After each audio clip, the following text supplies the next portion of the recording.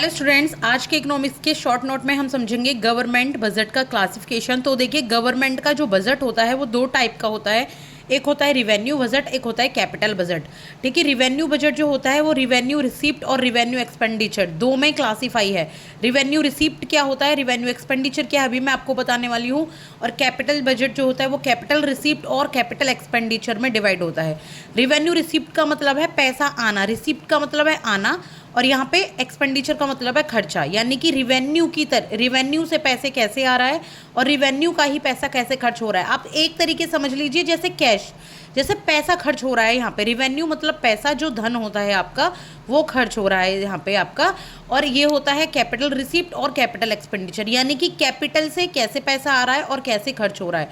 तो देखिए, जो रिवेन्यू रिसीप्ट होती हैं वो क्या होती हैं, रिवेन्यू रिसीप्ट होते हैं शॉर्ट टर्म इनकमिंग होती है। यानी कि यहाँ पे जैसे आपका चालान करता है, इंटरेस्ट रिसीव होता है, कहीं पे लोन दे रखा है, पेनल्टीज गवर्नमेंट को मिलती है, टैक्स गवर्नमेंट को मिलता है, डिविडेंड गवर्नमेंट को मिलता है, कहीं पे गवर्नमेंट ने पैसा लगा रखा है।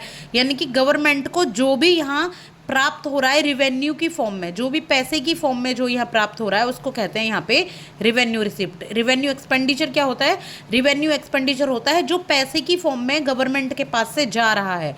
ठीक है, जैसे पेंशन, सैलरी, इंटरेस्ट जो पे किए हैं, यहाँ पे कोई असेट का लॉस नहीं होता गवर्नमेंट का, सीधे सीधे पैसा गवर्नमेंट खर्च करती है और यहाँ पर खर्च करने से बाद कोई असेट आती नहीं है। ठीक है, ना तो लॉस होता है असेट का, ना ही कोई असेट आती, सिंपल खर्चा होता है, ना ही गवर्नमेंट को कोई भी प्रॉफिट यहाँ पे होता है। अब कैपिटल बजट की बात करें तो यहाँ होती है कैपिटल रिसिप्ट। कैपिटल रिसिप्ट वो होती है जैसे कि आपने अपनी बाइक बेच दी और पैसा ले लिया, घर बेच दिया और पैसा आ गया, यानी कि आपने अपने असेट को डिक्रीज कर लिया है। यहाँ डिस इन्वेस्टमेंट के थ्रू गवर्नमेंट यहाँ पे पैसा प्राप्त करती है। जैसे यहाँ पे जैसे कहीं से लोन ले लिया तो लोन लेने के लिए आपको बाद में पैसा चुकाना पड़ेगा ना, तो इस तरीके से कैपिटल रिसिप्ट है, यहाँ पे लाइबिलिटी बढ़ जाती है गवर्नमेंट के पास में। ठीक है, असेट बेच दी।